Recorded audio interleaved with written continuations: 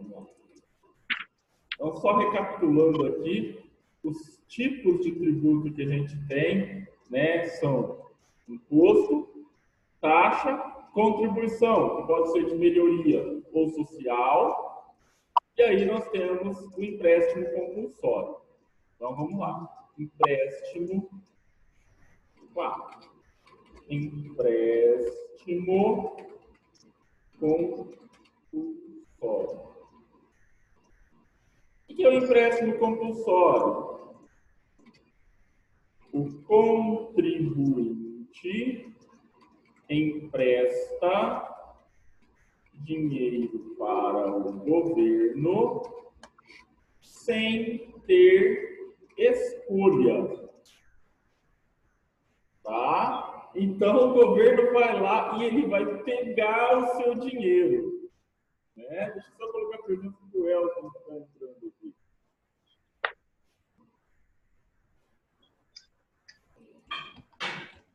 Por ser um empréstimo, Marcelo, esse empréstimo seria, por exemplo, quando acho que o Collor fez isso. Vamos chegar lá, aguenta aí. Tá? Por ser um empréstimo, o governo deve devolver o dinheiro com juros e correção monetária. Tá? Então, não é simplesmente ele pega e acabou. O empréstimo compulsório só pode acontecer em 3 situações específicas. Então, só pode ter empréstimo compulsório se acontecer uma dessas 3 coisas que eu vou falar agora. Vou até escrever de outra cor, aí com uma indentação um pouquinho mais para frente aqui para a gente identificar. Então, vamos chamar de 1 romano, né? Primeiro motivo: guerra externa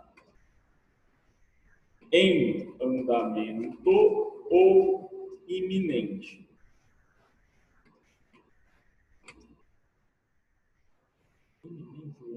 Agora não me recordo.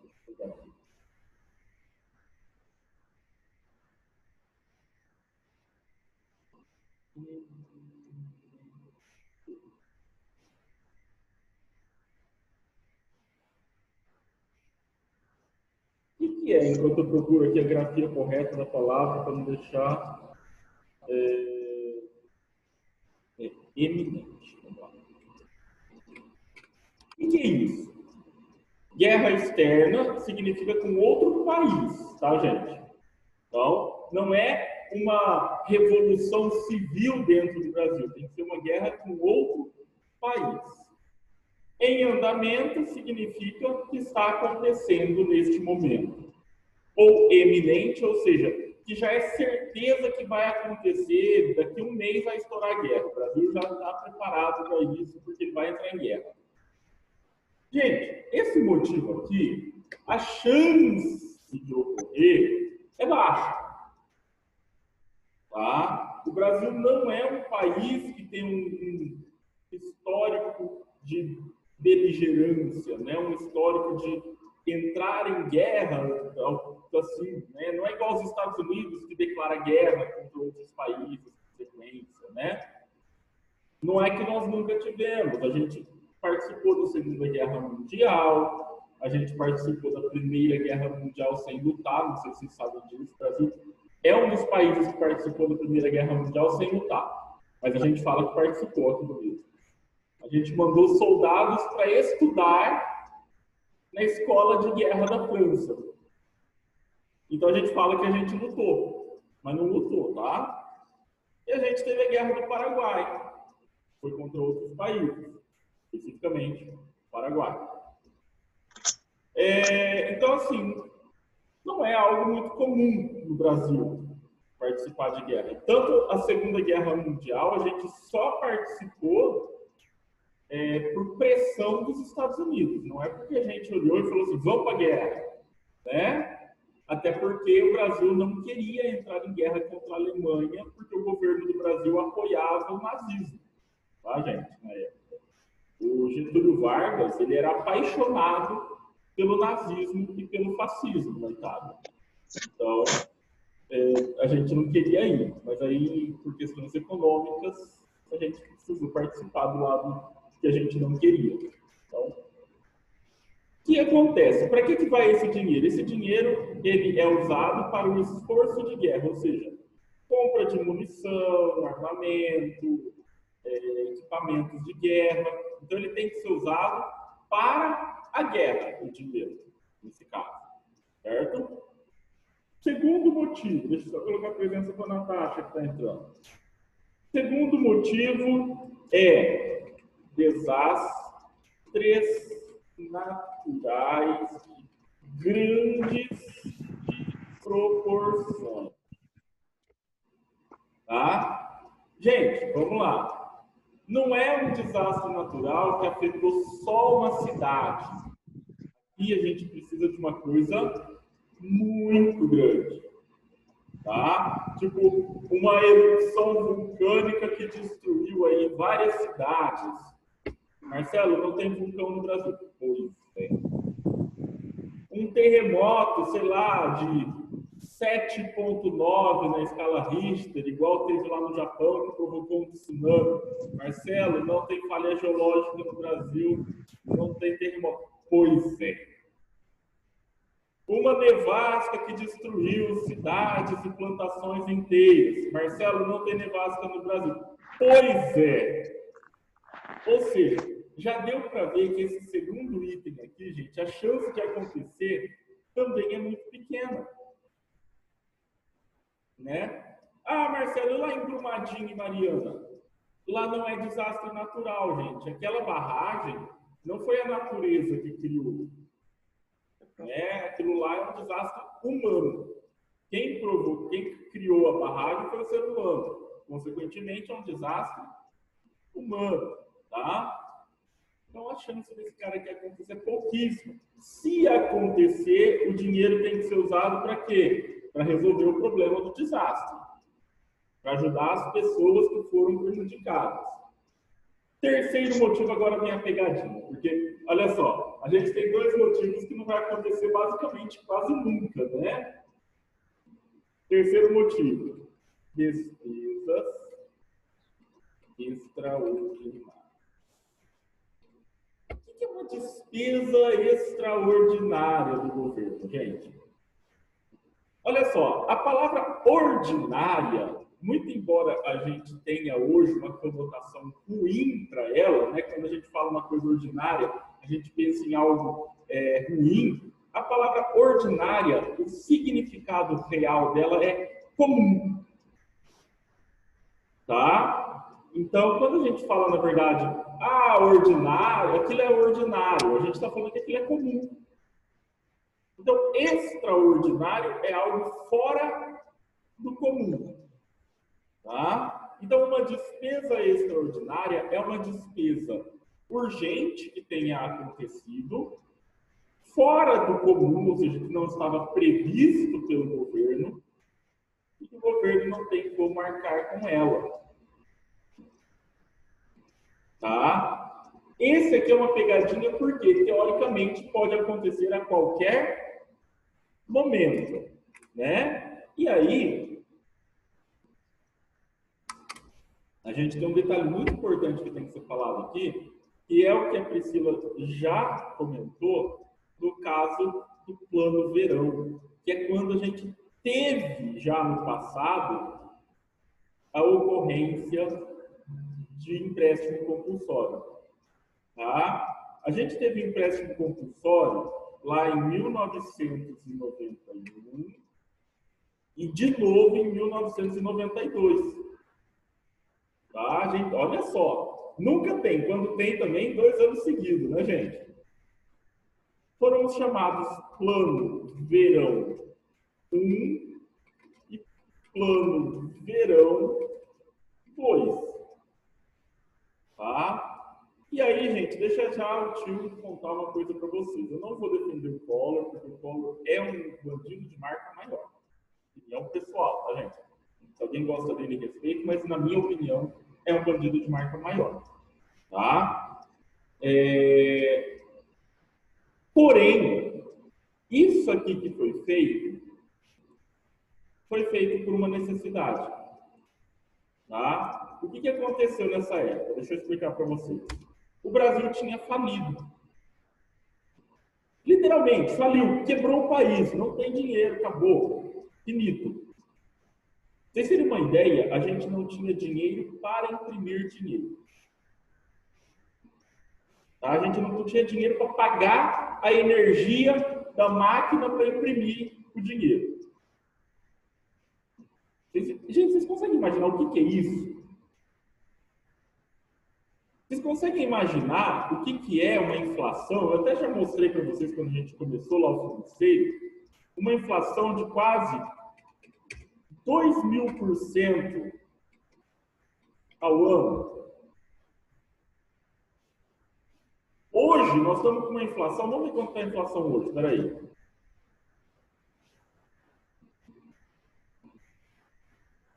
Vou pegar aqui. Inflação 2020, vamos ver.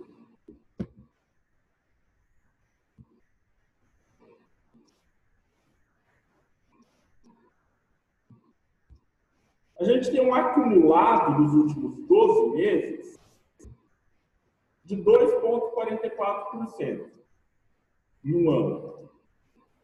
Já está ruim. Vocês imaginam 2.000%. Tá? É muito alto, gente. Só para vocês terem uma noção do quanto é isso, suponhamos que no dia 1º de janeiro eu tinha um produto que valia 1. Dia 30 de dezembro, esse produto valia 20.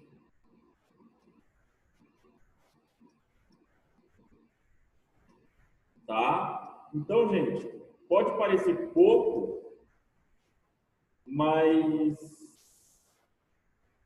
é muita coisa. Tá? Um produto que dentro de um ano saiu de 1 o preço dele para 20, é muito caro, né?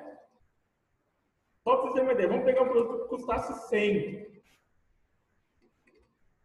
vezes 2.000%, ele terminou o ano custando 2.000.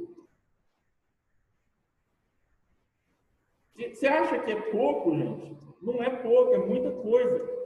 A inflação no Brasil, ela estava totalmente descontrolada. Isso era um reflexo do regime militar, tá, gente? Gostem ou não, sejam a favor ou contra, eu respeito as opiniões de cada um, mas esse foi um legado que o regime militar deixou no Brasil. E aí, o que aconteceu? A gente tinha duas escolhas. Ou a gente ia enfrentar a falta total de qualquer serviço público e abastecimento de supermercados, tudo, energia, tudo, né? Ou fazer essa medida. Essa medida não foi o Collor que estava lá um dia no Palácio do Planalto, né, maquinando assim, o que eu vou fazer hoje para lascar o pessoal do Brasil? Não, né? Provavelmente o Collor nunca nem tinha ouvido falar de empréstimo compulsório. A equipe econômica dele chegou e falou, temos uma saída. A saída é tal. E aí, fizeram. E aí, o que aconteceu? Pegou-se o dinheiro. Esse dinheiro, gente, é importante falar. Ninguém vai lá na tua casa, né, bate lá na porta da tua casa e fala assim, Elton, me dá seu dinheiro. Né? Ninguém vai lá na sua conta corrente e tira o dinheiro de lá. Esse dinheiro ele foi retirado de poupança. Tá? E aplicações, e alguns tipos de aplicações. Então, não é assim, meu dinheiro está na conta corrente, né? Eu uso minha conta corrente. Pode ficar tranquilo, seu dinheiro está protegido, né? Ah, eu não confio no banco, eu guardo meu dinheiro debaixo do colchão. Fica tranquilo, seu dinheiro está protegido, tá?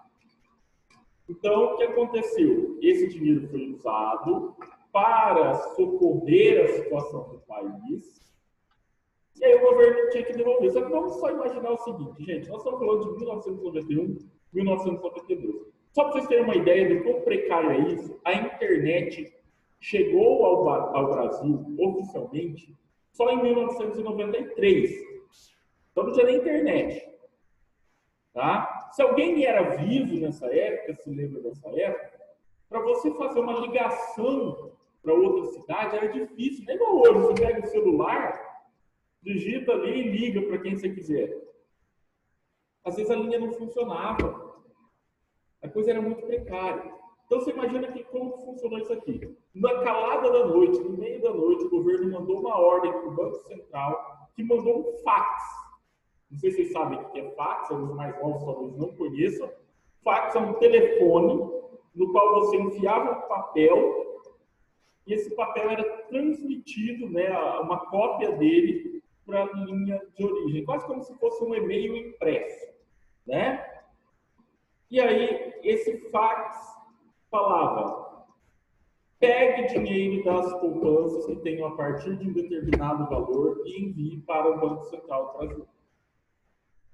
Aí o banco, sem comunicar ninguém, porque senão a pessoa ia lá tirar o dinheiro dela, fez isso. Esse dinheiro, gente, nessa época, hoje é tudo eletrônico, né? O banco vai lá e fala assim, conta da Priscila, 5 milhões de reais, está aqui a poupança dela, enviar. Enviou. Naquela época, não era assim, naquela época era papel, dinheiro de papel. Então você tinha carros fortes transportando dinheiro do Banco Central do Brasil. E aí esse dinheiro chegou lá, foi utilizado, e aí a partir do final de 1992, então a partir de dezembro de 1992, começou o prazo para devolução do dinheiro. Só que o governo não tinha como saber se pegou o dinheiro da Priscila, da Marcela, do Arthur, da Natasha, do Elton, do Natan. Então, o que o governo fez? Porque era impossível naquela época ter essas informações tão fáceis. Gente, quem teve dinheiro retirado da sua conta, peça um extrato do banco e entre com uma ação judicial pedindo a devolução do seu dinheiro com juros da correção monetária e nós vamos devolver. Prazo de dezembro de 1992 a dezembro de 2012. Para entrar com o processo. Você tinha 20 anos para entrar com o processo. Aproximadamente 60% das pessoas não entraram com o processo. Tá? Falaram que não sabiam. Gente, só que é o seguinte. No ano de 2012, eu vou ser sincero com vocês, toda semana tinha matéria na TV, no jornal, na rádio, falando sobre o prazo para pedir a devolução do dinheiro. Dos 40% que entraram, a maioria entrou aqui, ó, dezembro de 2012. Aí o que aconteceu? Todo mundo entrou ao mesmo tempo, o governo não tem dinheiro para pagar ao mesmo tempo. O que ele fez? Entra na fila, você vai receber lá na frente, vai correndo juros, vai correndo correção monetária. Aí, o governo, de vez em quando, ele faz umas propostas. Ele vira lá e fala assim, ô Caio, tem uma proposta para você. Você tem aqui, ó, 500 mil para receber. Você pode esperar que eu vou te pagar em 2025, ou você pode pegar 300 mil hoje à vista. Você prefere? E a pessoa escolhe, né? Tem gente que escolhe esperar, tem gente que está precisando do dinheiro, pega o dinheiro, né? Na minha família tem uma pessoa que está numa situação dessa, ela escolheu aguardar, porque falou, eu já esperei todo esse tempo mesmo pelo dinheiro, tanto faz eu esperar mais um pouco. Não é um dinheiro que eu estava contando com ele, então tá ótimo, né? Tenho uma boa notícia para vocês. Hoje, a chance de um empréstimo compulsório acontecer, ela é relativamente muito baixa, mesmo se a gente passar por essa situação novamente. Por quê? Porque o governo criou um mecanismo, tá? E aí a gente precisa entender esse mecanismo como algo muito benéfico, que é o Tesouro Direto. O que é o Tesouro Direto? É um investimento que você faz, no qual você empresta dinheiro para o governo voluntariamente em troca do pagamento de juros. Tá? E hoje o empréstimo compulsório é um dos tipos de investimento mais lucrativos que existe. Então, gente, é muito válido. Então, a gente criou um mecanismo para proteger o nosso dinheiro. Olha que legal. O governo criou um mecanismo para proteger a gente disso. Então, isso é muito interessante. Tá? Então, aqui a gente encerra a introdução aí de quais os 4 tipos de tributos que a gente tem. Mas a nossa matéria está longe de acabar. Então, retomando aqui a questão da competência, lembra? Competência é quem é o responsável por cobrar e criar determinado tributo. No Brasil, a gente tem um negócio chamado competência específica e competência residual. Tá? Então, o que é competência específica? A nossa Constituição Federal, competência específica. A Constituição Federal de 88 determina quem é o responsável por aquele tributo. Então está escrito lá, falando, tal tributo, a competência é do Marcelo. Tal tributo, a competência é da Tamires. Tá? Quem é o ente? Se é o governo federal, se é o municipal. A competência residual